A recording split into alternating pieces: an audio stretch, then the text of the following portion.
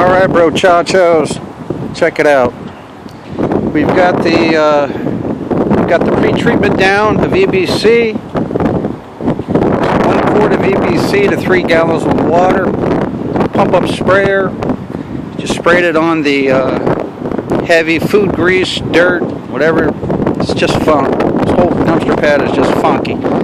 Anyways, we pre-treated the heavy areas with a pump-up sprayer, agitated with a broom, and it's been sitting now for 10 minutes, 15 minutes, something like that. And what we're going to do is we're going to run this surface cleaner all up and down the affected areas and see what kind of results we get. One other thing I want to point out is that if you notice on over there by the surface cleaner, the concrete has rust tint to it. This is an F9 job that certainly I'm going to be talking to the property manager here, to my contact person here, to see if they want to use the F9 product for the rust restoration. But that's not going to come up at all. Also, too, I didn't pre-treat any of the concrete areas here. It's just mainly the grease area. So what we're going to do is get on down,